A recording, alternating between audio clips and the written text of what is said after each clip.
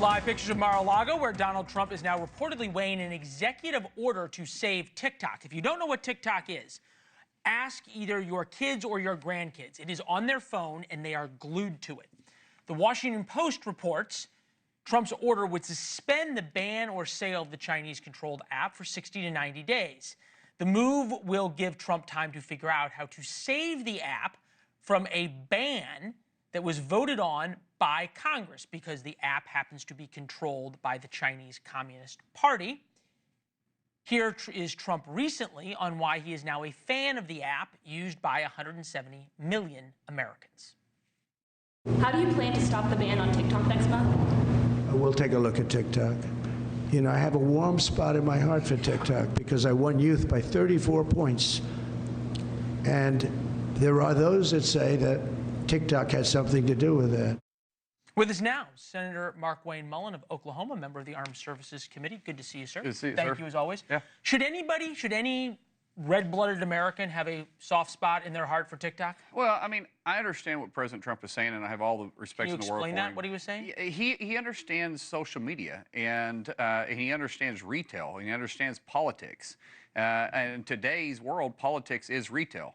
He was able to use the platform in a very effective manner, but it was also used against him in 2020. It was also used to spread misinformation. It spread all of the Hamas stuff, right, and all of the anti-Semitic and anti-Israel stuff after October 7th. I guess what I'm trying to figure out is, how is America worse off without TikTok?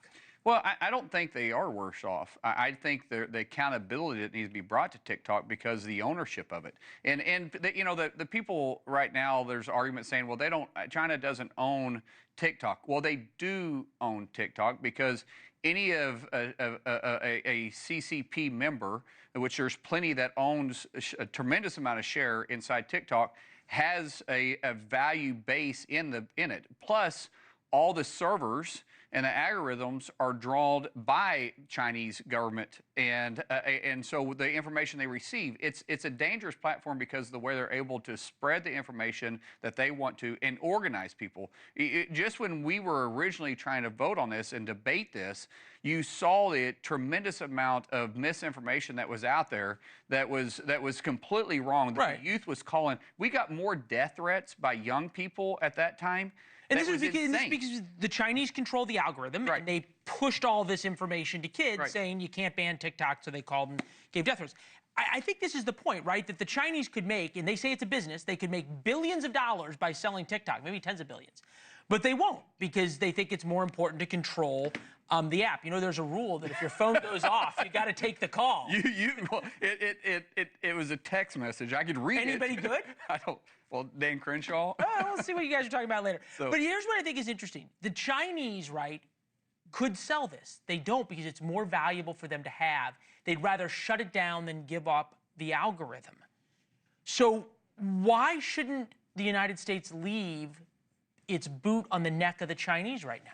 Well, I believe we should. What the president and we visited a little bit about this, and what he says is there's a lot of young people that also make a living off of it, and he doesn't want to destroy that livelihood, that stream of income that they have. There is a lot of companies too that have a stream of income coming off of it.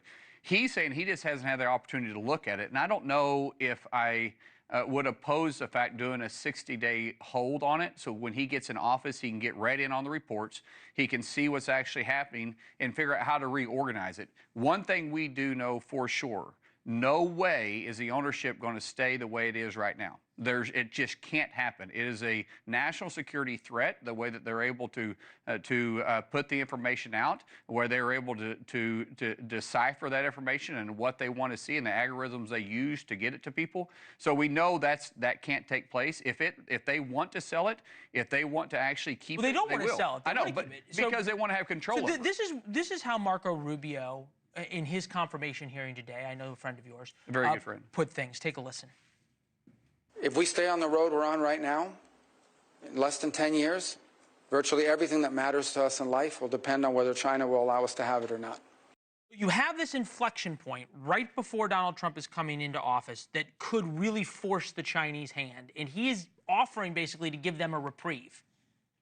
How does that jive with what his Secretary of State just laid out? I wouldn't say that that he's given an opportunity to reprieve. It's not about China. It's about the retail behind it and him wanting to understand the information. If you've ever sat in a room with President Trump, he asks a tremendous amount of questions, and the guy can comprehend so much information through reading. He's always reading. He's always studying. I get calls from him all the time on just one question with 3 or 4 people in the room, and he wants to know my thoughts on it. And when he gathers that information, he makes a solid decision. He's not afraid of a fight. He's not afraid to step right into the room and tell them what he thinks. I mean, for instance, slapping 25% tariffs on China right off the bat. That's not someone that's trying to get along with them. That's someone that's trying to get their attention. Thanks for watching. Go to joinnn.com to find NewsNation on your television provider. And don't forget to click the red subscribe button below to get more of NewsNation's fact-driven, unbiased coverage.